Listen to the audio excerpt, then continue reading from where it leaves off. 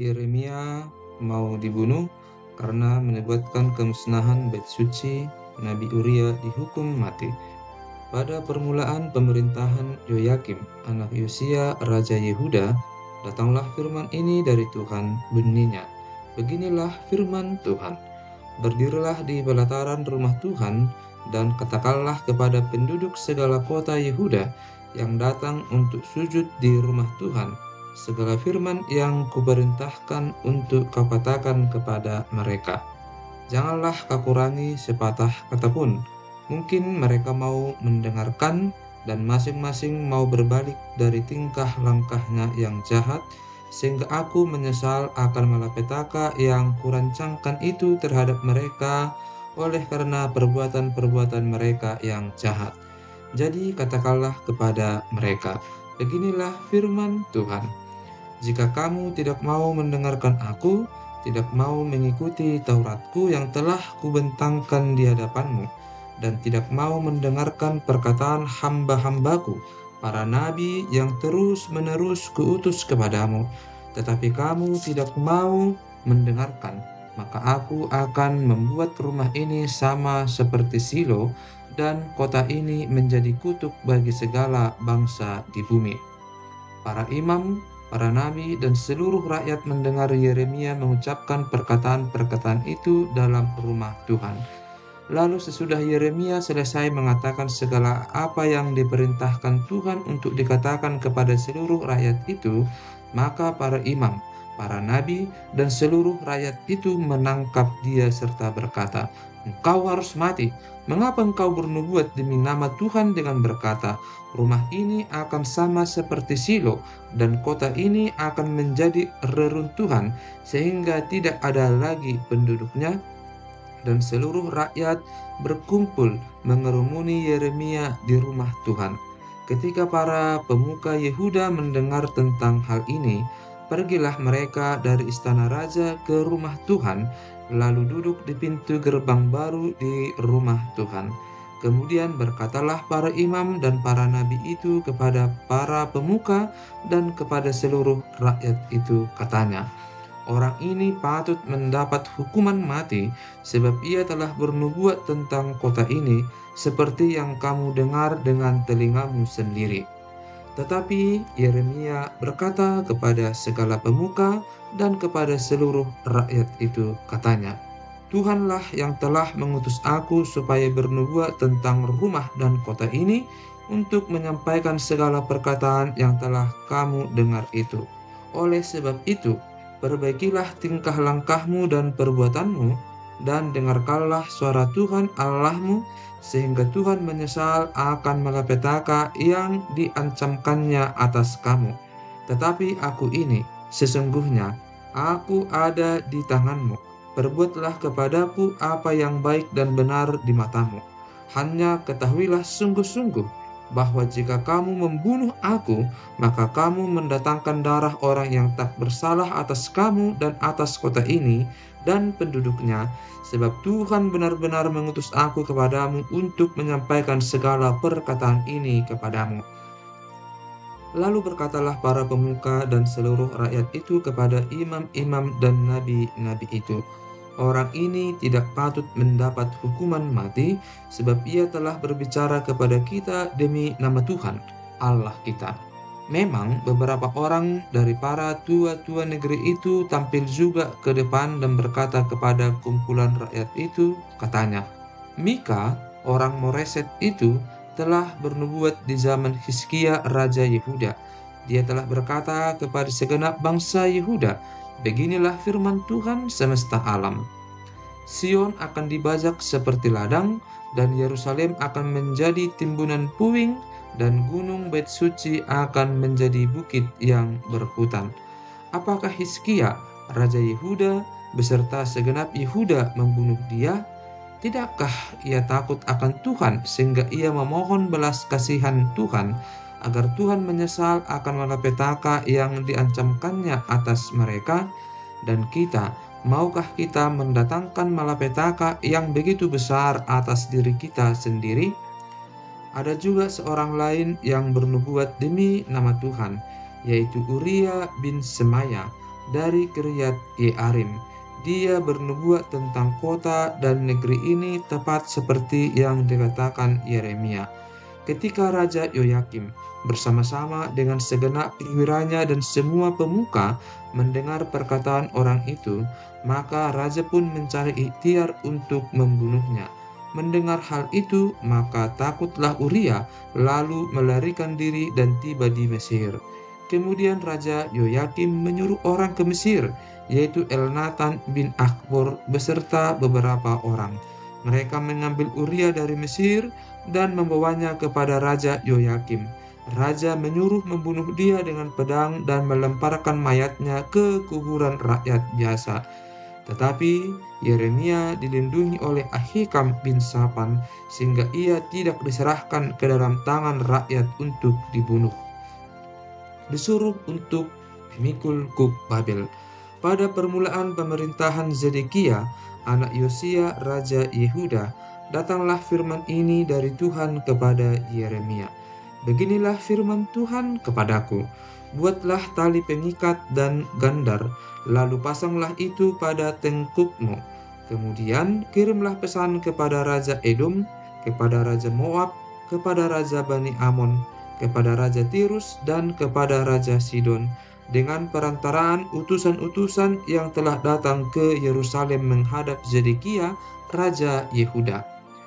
Perintahkanlah mereka mengatakan kepada tuan-tuan mereka, beginilah firman Tuhan semesta alam, Allah Israel. Beginilah harus kamu katakan kepada tuan-tuanmu. Akulah yang menjadikan bumi, manusia, dan hewan yang ada di atas muka bumi dengan kekuatanku yang besar dan dengan lenganku yang terentang, dan aku memberikannya kepada orang yang benar di mataku. Dan sekarang, aku menyerahkan segala negeri ini ke dalam tangan hambaku, yakni Nebukadnezar Raja Babel. Juga binatang di padang telah kuserahkan supaya tunduk kepadanya. Segala bangsa akan takluk kepadanya dan kepada anaknya dan kepada cucunya, sampai saatnya juga tiba bagi negerinya sendiri. Maka banyak bangsa dan raja-raja yang besar akan menaklukkannya. Tetapi bangsa dan kerajaan yang tidak mau takluk kepada Nebukadnezar Raja Babel dan yang tidak mau menyerahkan tengkuknya ke bawah kuk Raja Babel, maka bangsa itu akan kuhukum dengan pedang, kelaparan, dan penyakit sampar. Demikianlah firman Tuhan, sampai mereka kuserahkan ke dalam tangannya. Mengenai kamu, janganlah kamu mendengarkan nabi-nabimu, juru-juru tenungmu, juru-juru mimpimu, tukang-tukang ramalmu, dan tukang-tukang sihirmu yang berkata kepadamu, janganlah kamu mau takluk kepada Raja Babel. Sebab mereka bernubuat palsu kepadamu dengan maksud menjauhkan kamu dari atas tanahmu, sehingga kamu kucerai-beraikan dan menjadi binasa. Tetapi bangsa yang mau menaruh tengkuknya ke bawah kuk Raja Babel dan yang takluk kepadanya, maka mereka akan kubiarkan di atas tanahnya. Demikianlah firman Tuhan, dan mereka akan mengolahnya dan diam di sana. Kepada Zedekia, Raja Yehuda, aku telah berbicara dengan cara yang sama, kataku. Taruhlah tengkukmu ke bawah kuk Raja negeri Babel, takutlah kepadanya dan kepada rakyatnya, maka kamu akan hidup.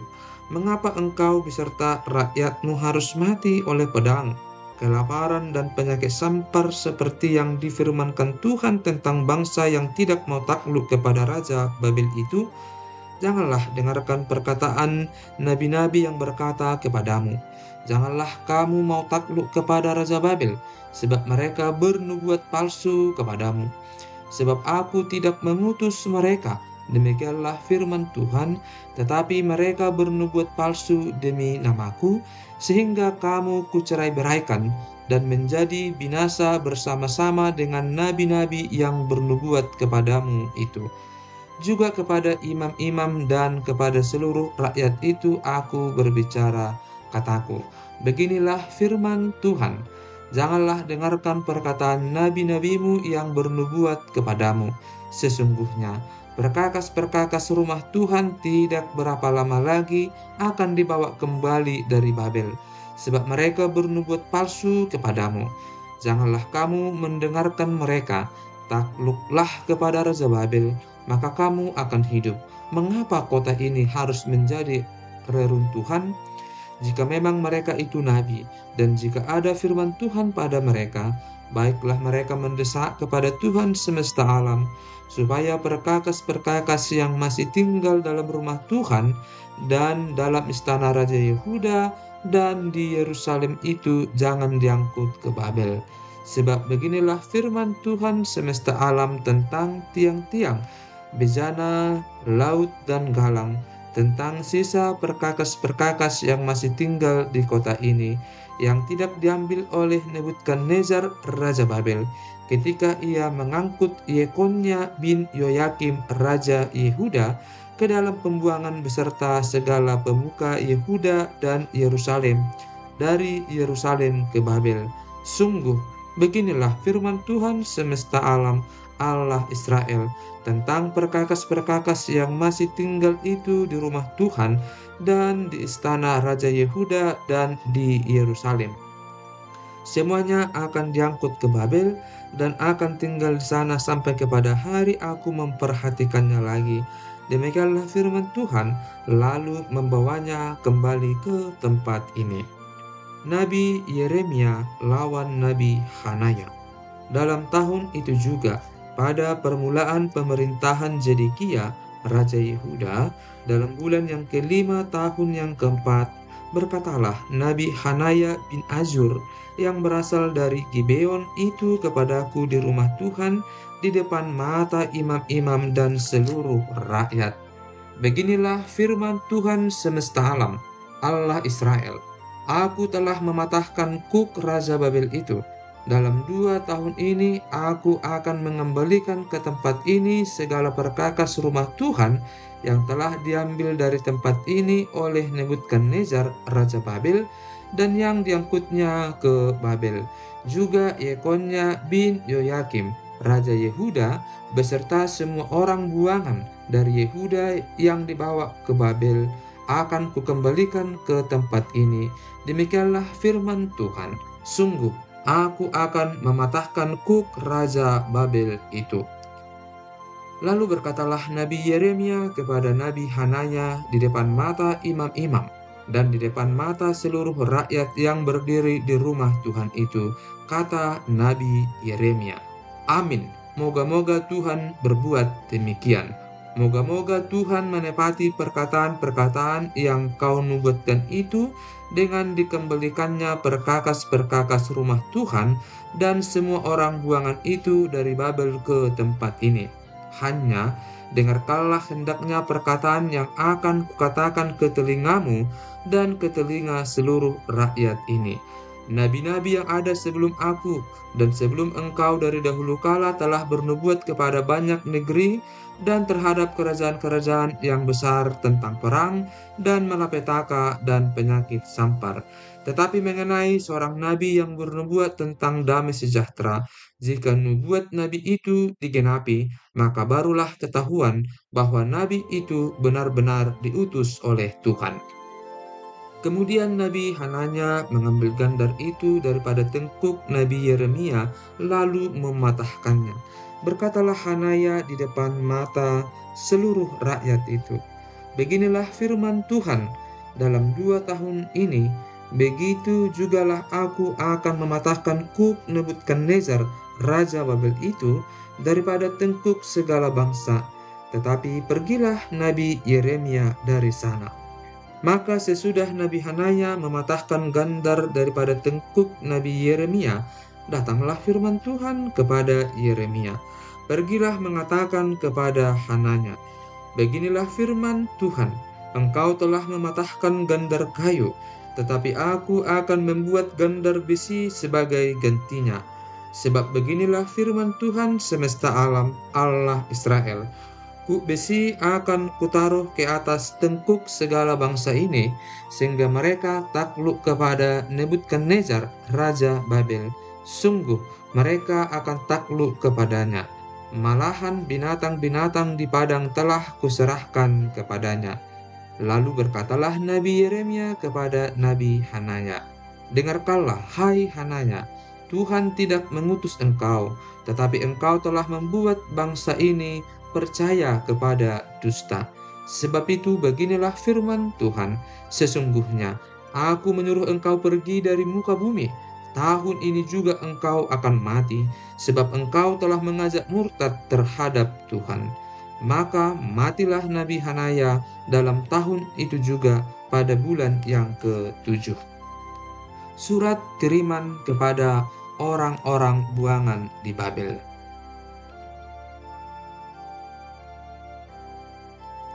Beginilah bunyi surat yang dikirim oleh Nabi Yeremia dari Yerusalem kepada tua-tua di antara orang buangan, kepada imam-imam, kepada nabi-nabi, dan kepada seluruh rakyat yang telah diangkut ke dalam pembuangan oleh Nebukadnezar dari Yerusalem ke Babel.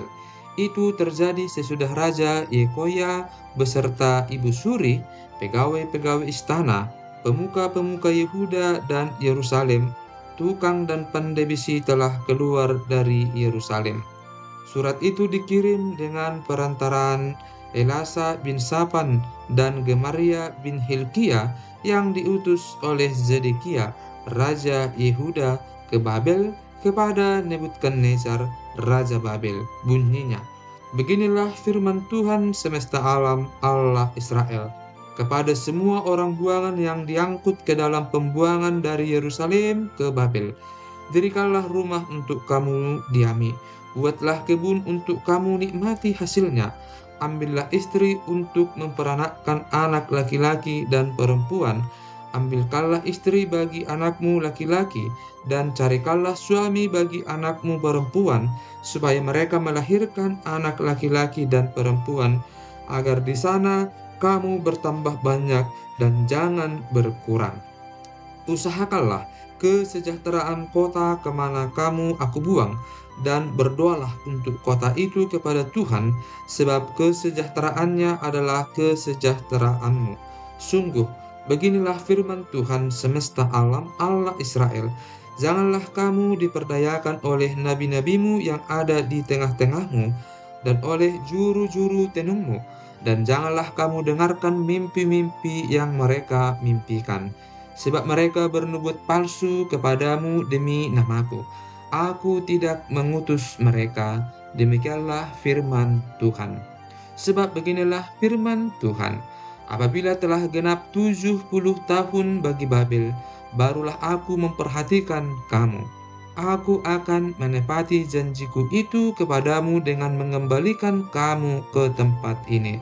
Sebab aku ini mengetahui rancangan-rancangan apa yang ada padaku mengenai kamu.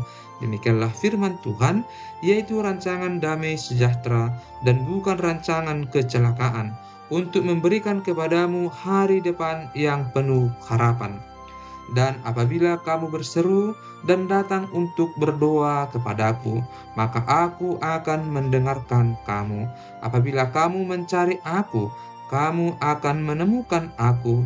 Apabila kamu menanyakan aku dengan segenap hati, aku akan memberi kamu menemukan aku.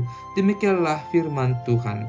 Dan aku akan memulihkan keadaanmu, dan akan mengumpulkan kamu dari antara segala bangsa dan dari segala tempat kemana kamu telah kucerai-beraikan. Demikianlah firman Tuhan. Dan aku akan mengembalikan kamu ke tempat yang dari mana aku telah membuang kamu. Memang kamu berkata, Tuhan telah membangkitkan nabi-nabi bagi kami di Babel.